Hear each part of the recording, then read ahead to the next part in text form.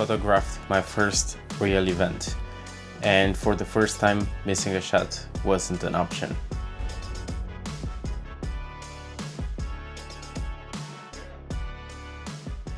It all started when one of my friends who reignited my passion for photography invited me to my first real photography event, a baptism. Now, when he asked me to join him, I was very excited about it, but also kind of nervous. It was just about to get real. Do I have enough gear? Do I have enough storage? Do I have enough batteries? Well, will my batteries be enough for a real event? Will I do a good job?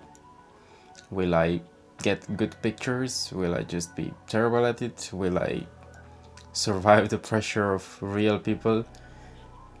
Because photography changes when people depend on your work.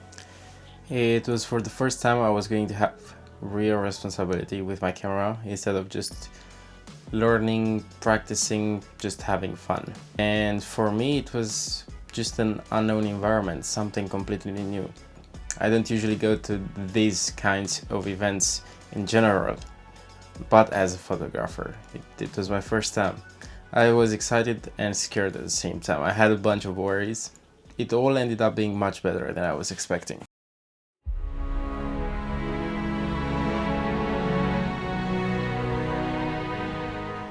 So let me tell you a little bit about the timeline. So it all started at about 12:30.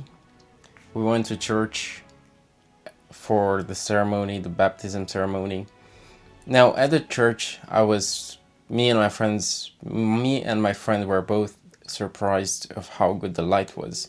The light was magnificent. I think I used 1/200 shutter speed, 2000 ISO at f1.8 mostly, the 50mm, that's what I used mostly.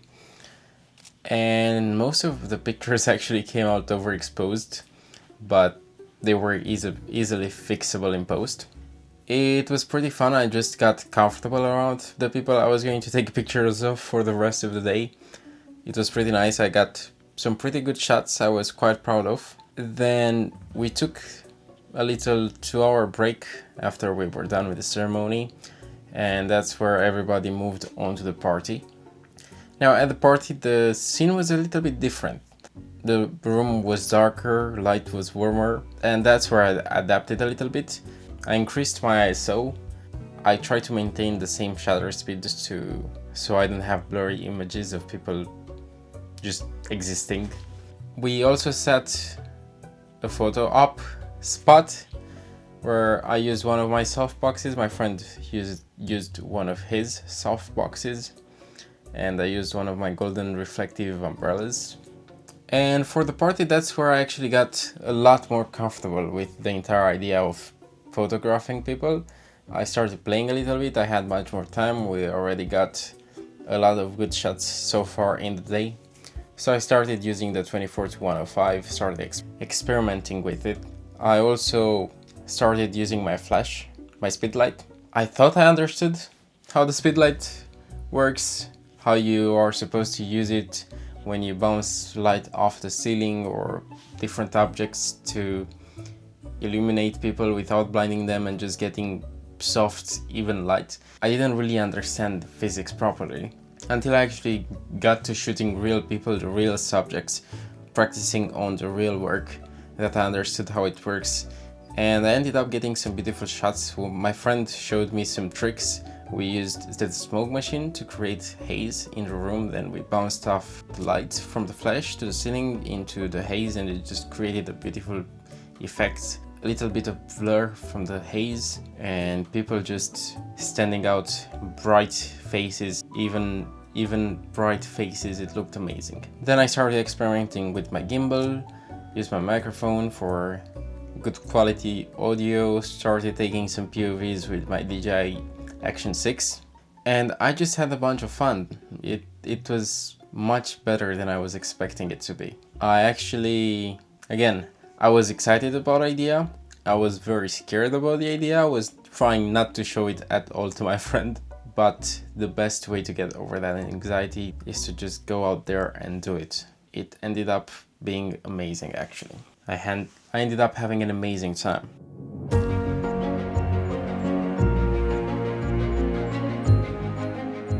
Now there are three things I learned that I ended up categorizing, and the first and most important thing that I learned at such an event is that anticipating what's going to happen, it's much more important than the settings you are using. You have to just capture that moment, the emotion. It doesn't matter if the picture is perfect. The emotion it gives you while you look at it, even if it's blurry, if it's underexposed or overexposed, that's not what matters. It matters how it makes you feel. I also learned that my confidence, just confidence with the camera, grows from practice, not from watching videos on the internet. That was a big one for me actually. I'm very surprised by how much just one day of shooting real people at a real event changed the way I walk with my camera.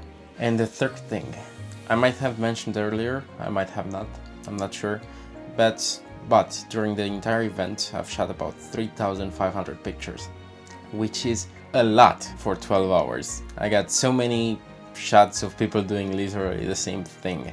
My friend said that I should target about 300 pictures for the entire event, which is less than 10% of what I shot.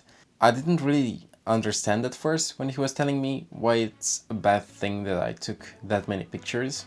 Now I understand. It takes many hours to go through those pictures and select the best ones, but it also taught me a couple of things.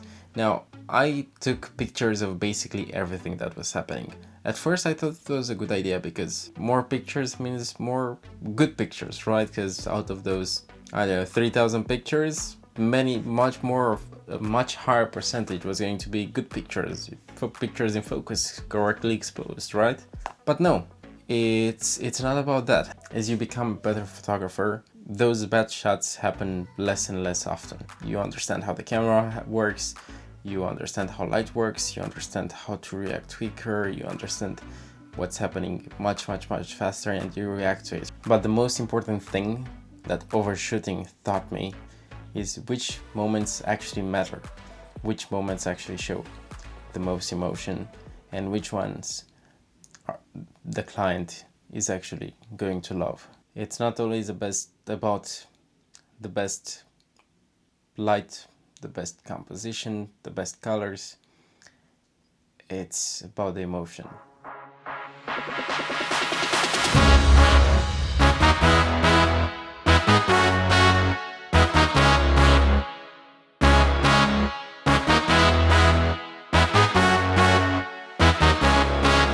Now let me tell you how this relates to my journey towards becoming a Formula One photographer.